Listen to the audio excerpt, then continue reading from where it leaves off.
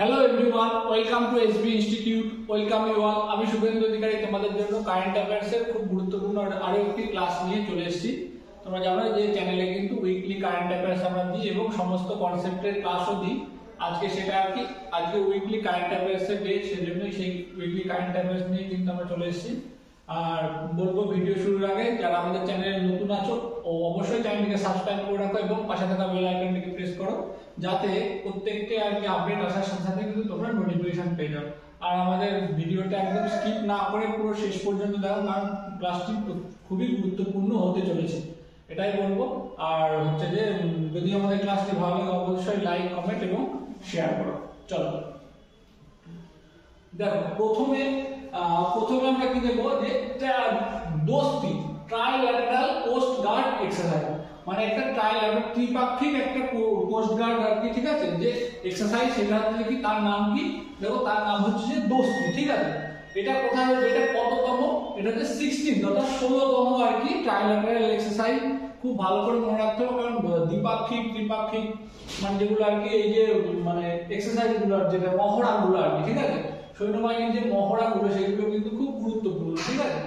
আর কি এটা বলছে, দেখো বলছে হেড ইন মালদ্বীপ। এটা কিন্তু এই যে মালদ্বীপ, সেটা হচ্ছে যে খুব গুরুত্বপূর্ণ, কারণ এই যে মালদ্বীপটি কিন্তু এখন খুবই চর্চায় রয়েছে, ঠিক আছে। এটা ইন্টারন্যাশনাল অ্যাফেয়ার্স এবং কিন্তু খুব গুরুত্বপূর্ণ একটা বিষয়, ঠিক আছে। দেখো কোন কোন দেশ কিন্তু কোন দেশের কোস্ট গার্ডরা এই যে ত্রিপাক্ষিক মহড়া দোস্তি, এই ত্রিপাক্ষিক মহড়া দোস্তিতে কিন্তু কে কে আর কি অংশগ্রহণ করেছে। দেখো কি ত্রিপাক্ষিক মহড়া নাম কি, দোস্তি, খুব ভালো করে দেখতে হবে। এই ত্রিবেদী ট্রাইল্যাটারাল কোস্ট গার্ড এক্সারসাইজ, ঠিক আছে। এবার কি এটা 16তম 16th এডিশন। আর কি পাচ্ছি আমরা, যেটা হচ্ছে কি মালদ্বীপে। আর ইন্ডিয়া বলছে ইন্ডিয়ান কোস্ট গার্ড, তাই তো, একটি কান্ট্রি, শ্রীলঙ্কা নেভি 2টি, and Maldives national defence forces.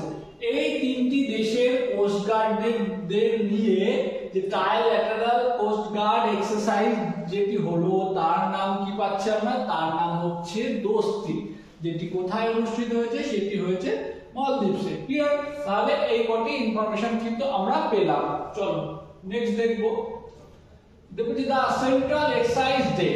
Excise মানে আমরা জানি যে শুল্ক আর কি, 26 ফেব্রুয়ারি অর্থাৎ 24শে ফেব্রুয়ারি, সেটা কি সেন্ট্রাল এক্সাইজ ডে, তাই তো। চলো কি কি ইনফরমেশন আছে আমরা দেখে নেবো। সিবিআইসি অর্থাৎ central board of indirect taxes and customs, তাই তো। আর কি পাচ্ছি, with the day commemorate the Central Excise and Salt Act 24 February 1944।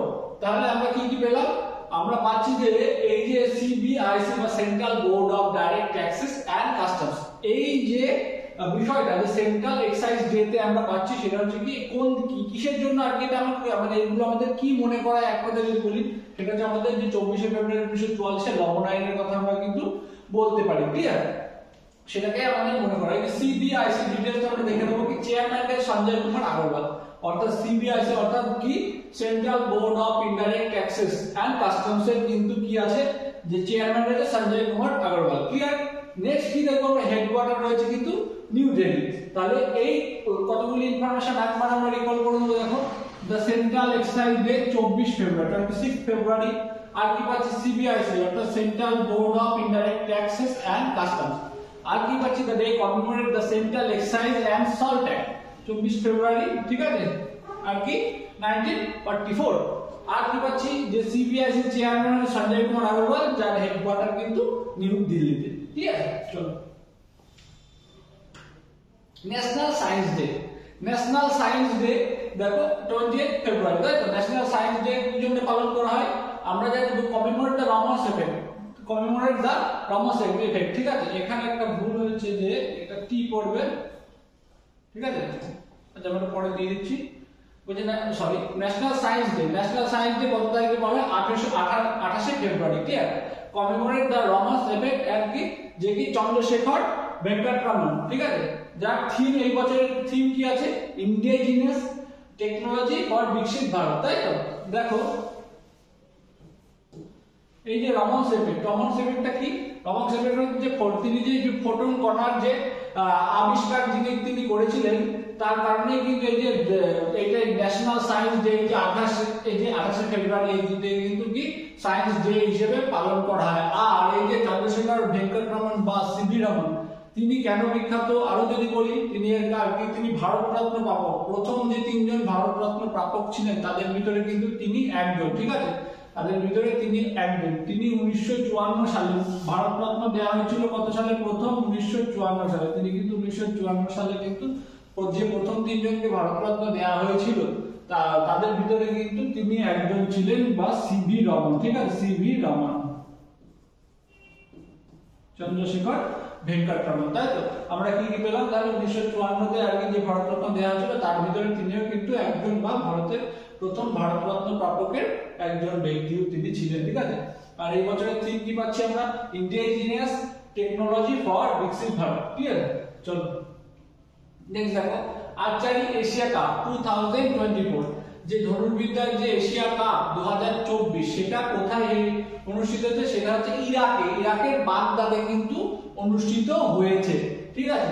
India bags 4 medals, মানে কি ভারত 14টি মেডেল কিন্তু এই আর্চারি এশিয়া কাপে কিন্তু অর্জন করেছে। 14টি মেডেল, তার ভিতরে কিন্তু 9টি সোনা, আর কি 4টি রূপো, আর আমরা পাচ্ছি কি, আর হচ্ছে তোমার 1টি ব্রোঞ্জ। তাহলে কি কি পাচ্ছি? আর্চারি এশিয়া কাপে যেটি বাগদাদে অনুষ্ঠিত হয়েছে, আর কি যার টোটাল ভারতের মেডেল সংখ্যা হচ্ছে 14টি, যাতে 9টি গোল্ড আর 4টি সিলভার আর 1টি ব্রোঞ্জ।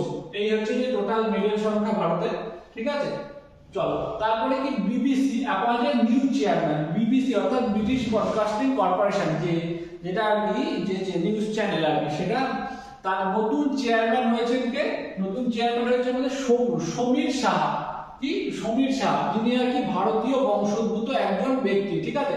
তিনি 1952 সালে জন্মগ্রহণ করে ভারতে, এবং তিনি 1960 সালে কিন্তু ইংল্যান্ডে চলে যান, ঠিক আছে। সেই জন্য কিন্তু তিনি Indian origin, now resident of England, clear.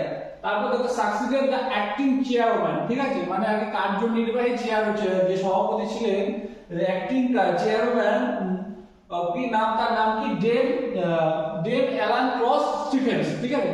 তাকে সাকসিড করতে হবে, তিনি এই যে ডেভ অ্যালান ক্রস স্টিফেন্সের স্থলাভিষিক্ত হলেন, ক্লিয়ার। তিনি একজন ভারতীয় বংশোদ্ভূত কিন্তু ইংল্যান্ডের বাসিন্দা বর্তমানে, তাই তো। বিবিসি ব্রিটিশ ব্রডকাস্টিং কর্পোরেশন, যেটি কত সালে গঠিত? 1922 সালে, যেটি হচ্ছে যে 1922 সালে গঠিত হয়েছিল, তাই তো। তাহলে কি কি পেলাম আমরা? ব্রিটিশ বিবিসির নতুন চেয়ারম্যান হলেন সমীর শাহ, যিনি ভারতীয় বংশোদ্ভূত একজন ইংল্যান্ডের বাসিন্দা, তাই তো। আর কি পেলাম? তিনি কাকে সাকসিড করলেন? যে অ্যাক্টিং চেয়ারম্যান ছিলেন যিনি কি ডেভ অ্যালান ক্রস স্টিফেন্স, তাকে কিন্তু তিনি সাকসিড করে দিলেন। আর এই যে বিবিসি ব্রিটিশ ব্রডকাস্টিং কর্পোরেশন কবে ফাউন্ড হয়েছিল বা এস্টাবলিশ হয়েছিল? সেটা হচ্ছে যে 1922 সালে, ক্লিয়ার। চলো নেক্সট দেখো, আর হেডকোয়ার্টারটা হচ্ছে লন্ডন। দেখো রেয়ার ডিজিজ ডে, দেখো এটা কত? Last day of February. এটা কিন্তু খুব গুরুত্বপূর্ণ এই বছর, কারণ হচ্ছে কি দেখো বলছি 17th edition of rare disease day, তাই তো। এটা হচ্ছে কি সর্বোচ্চ, এটা 17তম, তাই তো। 2024-এরটা হচ্ছে 17তম রেয়ার ডিজিজ ডে, ক্লিয়ার। দেখো থিমটা কি পাচ্ছি আমরা? থিম হচ্ছে share your colour. What is the theme? Theme হচ্ছে যে শেয়ার ইওর কালার, অর্থাৎ থিমটি কিন্তু খুব ছোট, আর এটি কিন্তু খুবই গুরুত্বপূর্ণ। তার কারণ আমরা দেখব যে যেহেতু আমরা জানি যে ছোট থিমগুলো কিন্তু জেনারেলি কিন্তু পরীক্ষায় দেওয়ার সম্ভাবনা থাকে প্রবল। আর এই বিষয়টা হচ্ছে যে আমি বলে থাকি যে ডেগুলি আছে, যে ডেগুলি যে জেনারেলি কোনো হয়তো ফার্স্ট উইক বা ফার্স্ট সানডে বা ফার্স্ট মানডে এরকম, বা লাস্ট সানডে এরকম, লাস্ট মানে কোনো মাসের আগে শেষ তারিখ, এরকম যে দিনগুলি থাকে, সেই দিনগুলি কিন্তু যদি অধিবর্ষ বা লিপিয়ার হয় তাহলে কিন্তু সেই তারিখগুলি কিন্তু একদিন করে পিছিয়ে থাকে। এবার ওই যে 1 ফেব্রুয়ারি মানে যদি এটা 28 ফেব্রুয়ারি, দেখো 28 ফেব্রুয়ারি হচ্ছে ফেব্রুয়ারি লাস্ট ডে, তাই তো, 28 ফেব্রুয়ারি। কিন্তু যদি লিপিয়ার হয়, সেদিন লিপিয়ার হলে সেটা কিন্তু হয়ে যাবে 29 ফেব্রুয়ারি, তাই তো, 29 ফেব্রুয়ারি। এইবারটা তোমরা দেখো, যদি বলে 2024-এর যদি রেয়ার এক্সাইজ ডে যদি 2024 বলে, তাহলে কিন্তু আর এই 28 ফেব্রুয়ারি কিন্তু তখন আসবে না, কারণ এটা হচ্ছে অধিবর্ষ বা লিপিয়ার, অর্থাৎ এটা চলে আসবে কত? 29 ফেব্রুয়ারি, তাই তো। তাহলে দেখো প্রত্যেকটা জিনিস যদি সেই বছরের অধিবর্ষ হয় তাহলে কিন্তু আস্তে আস্তে কিন্তু সেই দিনটা কিন্তু একদিন পিছিয়ে যাবে। এরকম অধিবর্ষগুলিকে খেয়াল রাখতে হবে, যেহেতু এই বছরের এই বিষয়টি আর এই বছরটি অধিবর্ষ 4 বছর অন্তর অন্তর আসে আমরা প্রত্যেকেই জানি, সেই জন্য কিন্তু এটা গুরুত্বপূর্ণ, এখান থেকে কোশ্চেন আসার সম্ভাবনা থাকতেই পারে। ঠিক আছে, চলো তারপর দেখো ammonium nitrate plant. Ammonium nitrate কিন্তু এক গুরুত্বপূর্ণ ব্যাপার। অ্যামোনিয়াম নাইট্রেট প্ল্যান্ট এটাকে জয়েন্টলি কিন্তু দুটি কোম্পানি কিন্তু জয়েন্টলি এটা করেছে, সেটা হচ্ছে উড়িষ্যা রাজ্যে, তাই তো। অ্যামোনিয়াম নাইট্রেট প্ল্যান্ট তো আমাদের কোশ্চেন দিয়ে দিতেই পারে যে আর কি যে কোন রাজ্যে বর্তমানে কোন রাজ্যে একটা বিশাল বড় অ্যামোনিয়াম প্ল্যান্ট আর কি বসলো, সেটা হচ্ছে কি ওড়িশা রাজ্যে। এবার কোন দুটি কোম্পানি জয়েন্টলি এটা করেছে? It's a joint venture agreement of coal India limited CIL and কি Bharat heavy electrical limited BHEL, তাই তো। এই দুটি কোম্পানি কিন্তু যৌথ উদ্যোগে কিন্তু কি হয়েছে অ্যামোনিয়াম নাইট্রেট প্ল্যান্ট কিন্তু ওড়িশা রাজ্যে তৈরি হয়েছে, যার বাৎসরিক টার্গেট উৎপাদনের বাৎসরিক টার্গেট কত 6.6 লাখ টন, তাই তো। তাহলে যার বাৎসরিক উৎপাদন ক্ষমতা বা টার্গেট কত হচ্ছে যে 6.60 লাখ টন। ক্লিয়ার? চলো দেখো railway minister releases the postal stamp. Railway Minister releases the postal stamp. এটাও কিন্তু গুরুত্বপূর্ণ কারেন্ট অ্যাফেয়ার্স, কারণ হচ্ছে commemorate the mark of century year, যেহেতু এটা 100 বছর পূরণ হয়ে গেল। এবার কিসের 100 বছর পূরণ হয়ে গেল দেখে নেবো আমরা। AIARA অর্থাৎ অল ইন্ডিয়া রেলওয়েমেন্স ফেডারেশন, তাই তো। এই যে AIRA অল ইন্ডিয়া রেলওয়েমেন্স ফেডারেশন, এই যে রেলওয়ে ফেডারেশনের কি 100 বছর পূর্তি হলো, সেই 100 বছর পূর্তি উপলক্ষে কিন্তু রেলওয়ে মিনিস্টার অশ্বিনী বৈষ্ণব তিনি কিন্তু একটি স্ট্যাম্প আর কি করেছেন, রিলিজ করেছেন। সেই স্ট্যাম্পের ছবিটা তোমরা দেখতেই পাচ্ছ এখানে রয়েছে। অর্থাৎ 100 বছর AIRF এর 100 বছর পূর্তি উপলক্ষে রেলওয়ে মিনিস্টার যে হচ্ছে কি একটি স্ট্যাম্প কিন্তু রিলিজ করেছেন। ক্লিয়ার? দেখো আর কি এই যে AIRF এর প্রেসিডেন্ট কে আছে এন কানাইয়া, আর কি আছে হেডকোয়ার্টার নিউ দিল্লিতে। ক্লিয়ার? যেটা এই যে AIRF এটা কিন্তু এস্টাবলিশ হয়েছিল কত সালে? এস্টাবলিশ হয়েছে দেখো 1924 সালে। তাহলে আমরা কি কি পাচ্ছি?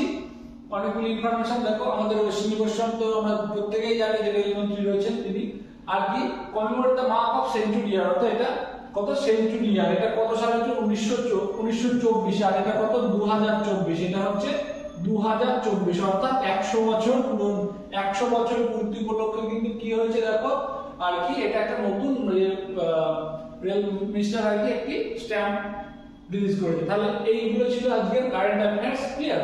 চলো দেখো আমি আজকের ক্লাসে কিন্তু যতগুলি গুরুত্বপূর্ণ মানে খুবই বাছা কারেন্ট অ্যাফেয়ার্স আমি একদম সমস্ত কিছু দিয়ে কিন্তু একদম ক্লাস ভর্তি করার চেষ্টা করিনি। যতগুলি বাছা দিয়েছি এমন নয় যে এগুলি কমন, এগুলি সাজেস্টিভ ব্যাপার নয়। যতগুলি আমার মনে হয়েছে যে খুবই কমন মানে আর কি ইম্পর্টেন্ট, আমি কিন্তু সেইগুলোই রাখার চেষ্টা করেছি। তোমরা খুব মনোযোগ সহকারে কিন্তু প্রত্যেকটা ভিডিও এবং প্রত্যেকটা ক্লাসের ভিডিও তোমরা দেখো এবং কিন্তু সাথে সাথে কিন্তু নোট ডাউন করে রাখো, তাহলে কিন্তু পরে যাতে আর কি রিভিশনের সময় তোমাদের সুবিধা হয়। কারণ তোমরা কিন্তু রিভিশনের সময় কিন্তু একটি ভিডিও বারবার চালিয়ে দেখে কিন্তু তখন একটা ঝঞ্ঝাটের ব্যাপার হবে। সেই জন্য কিন্তু তোমরা যদি খাতায় কন্টিনিউ নোট ডাউন করো প্রত্যেকটা ইনফরমেশন, তাহলে কিন্তু তোমাদের খুব সুবিধা হবে রিভিশনের ক্ষেত্রে। এটাই বলবো। আবার দেখা হবে পরবর্তী কোনো ভিডিওতে। Till then, stay focused on your goal. Thank you everyone. Thank you for watching.